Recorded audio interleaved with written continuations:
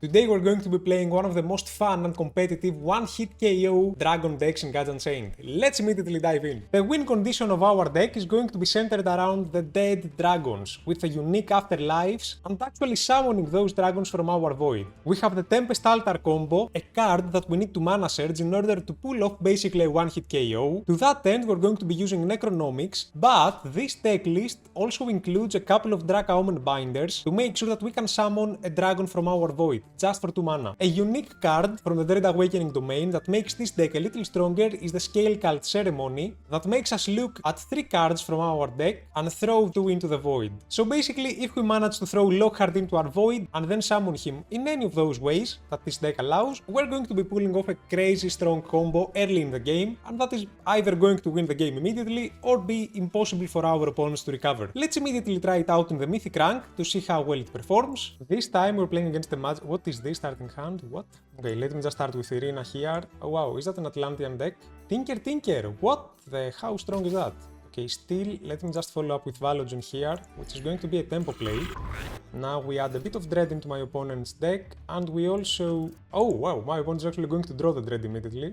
And we're also going to summon a Dread Hive here. My opponent can probably trade here if they follow up with their Atlant Raptor, but we still have a very strong turn. Yep, my Valogen is going to go down, but I can follow up with a Burial Wyrm here. Let me just start with my God Power, I guess. We have another Necronomics, wow. I am actually going to summon a Dread Hive here, instead of just adding a couple of Dread into my opponent's deck. In this matchup, I think it is really important to maintain control of the board. Yep, my opponent is going to make a very strong play happen here with their Boost Walker. How can we deal with that?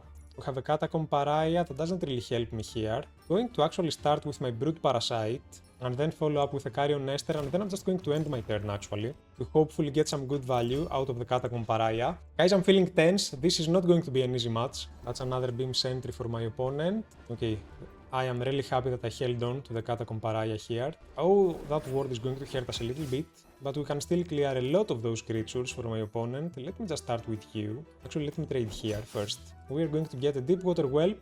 That's kinda okay. So, I'm just going to follow up with a Catacomb Pariah as planned to clear those 2 creatures immediately. And then I can even play my Writhing Spirit here to get rid of the other one and draw a card. We're going to get this, that is really cool. And let me even throw you down on the board, and that's a decent turn, not too bad. My opponent is probably just going to trade here, but that's still okay. And they're going to play a Rune of Sight, along with an Atlant Forager, that is also okay, clear one of my creatures. We have a Sweet Surrender that is awesome. Let me just start by attacking my opponent directly. Then I can follow up with a Scale Cult Ceremony. We can throw 2 cards into my void. I don't want to get rid of either of those, but I think I can play the Necroscepter now. So let me just get that, along with a Blackfire Fledgling, that's okay. Let me throw you down on the board as well. And I think that's it. I don't really want to give another card to my opponent right now. Let me even get the Swashbuckler, and yeah, that's going to be the end of my turn. That's a Portable Fortress. We can get rid of that very easily with Sweet Surrender here. And I might just do that, but first, let me start with my God Power. We have a Burial Wyrm as well, that is so awesome. Let me play Sweet Surrender to immediately clear that creature. Then I am attacking my opponent for 2, and I am probably following up with a Blackfire Fledgling here. And guys, I think we're in a very good spot to win the game. That's an Atlant Forager. My opponent is going to trade here, but that is okay. Oh, that's a strong one. How do we deal with this one now? I can play my Burial Wyrm, in all honesty. Let's immediately deal 3 damage to this guy, then I can trade my 2 zombies, and I can even play my Carrion Nester down on the board, and even use my God Power, why not? Oh, we have a Draca Omen binder as well. I mean, we have the Necronomics, so I can summon another Valogen on the next turn for my void. It's another Portable Fortress for my opponent. We can still trade that very easily. Oh, here's my Tempest Altar. That is so awesome. Do I even mana search that now? Okay, let me start by attacking here. Then I guess I can trade you. We're going to get a Brood Parasite. I can even trade this. I can follow up with Perseverance. And the only problem that we have now is that my board is kind of full and we can't realistically play Tempest Altar. My opponent has 4 cards in their hand, so a Francesca combo is going to be very difficult to pull off. Guys, I think that slow and steady we are winning the game. Another one of those, that's okay. Oh, here is Tarken. I think that's about lethal, right? Yeah, let me just trade those zombies to make for some room on the board, basically. And then I can kind of even trade you, or... No. Okay, so I can follow up with Tarken, then I can play Necronomics to follow up with a Dracaumen Binder and summon another Blackfire Fledgling, and that should be more than enough for us to win the game. And just for style points, guys, I can even play another Necronomics and follow up with a Mana Surged Tempest Altar to hopefully even summon Lockhart from the Void. Yep. Let's start with that, and then the rest don't really matter. And Lockhart is going to summon himself from the Void and deal 5 more damage to my opponent, and then I can just end my turn to deal 12 more damage with the afterlives of the Blackfire Fledglings. Just like that, we win the game. Really fun stuff. This time we're playing against the Death Domain. Let me just start with my Irina here to change my God Power. Oh, that's quite okay.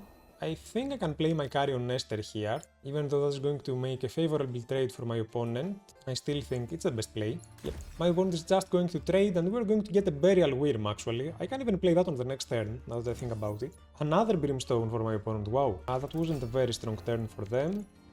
So let me indeed play the Burial Wyrm here to draw another dead dragon. That's not very useful. Perseverance for my opponent, that's quite okay. But my Catacomb Pariah is going to come in so handy on the next turn. Oh, and we have a Brood Parasite to pair that up with, and that is absolutely awesome. Let me just do that, and we're clearing the board and dealing 2 damage to my opponent as well. That is an amazing tempo play, guys, and I'm even going to get the Glim Weaver out of the Sanctum to make sure that my opponent cannot destroy any of...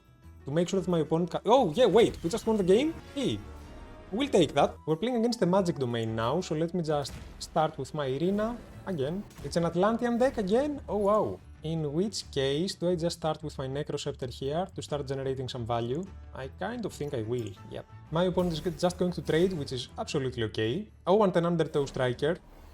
That's really cool. Dimension Door for my opponent. They have a great start to the game, while this time we are not so lucky. Let me just play the Blackfire Fledgling here, and that's going to be the end of our turn. And another one of those. Wow. Okay, so this is what it looks like when we are on the losing side of this matchup.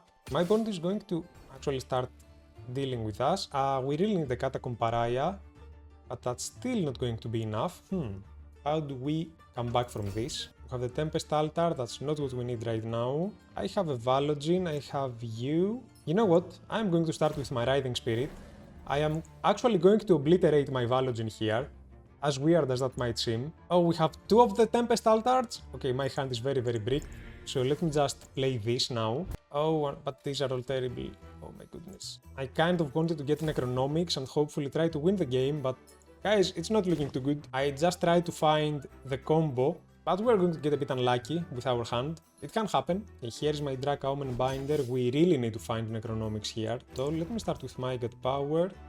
Here's my Catacomb Pariah. That's going to come in handy on the next turn. For now, I think I'm going to trade you to heal myself up for 2, and that's about it, yeah. If my opponent has Francesca in their hand, they can win the game right now. My opponent is going to draw a card in the hopes of finding Francesca actually. Let's see if they get lucky. That's a Portable Fortress, not the end of the world. Somehow we're still in the game, because on the next turn I can play my Catacomb Pariah. Oh, that's perfect, because we can also clear that very easily. Oh, wow. Oh, we have Necronomics though. That's huge. Wait, can we Mana Surge that now? I'm going to start with my Catacomb Pariah. I think that we can at least Mana Surge the Tempest Altar now. So, let me start with my God Power.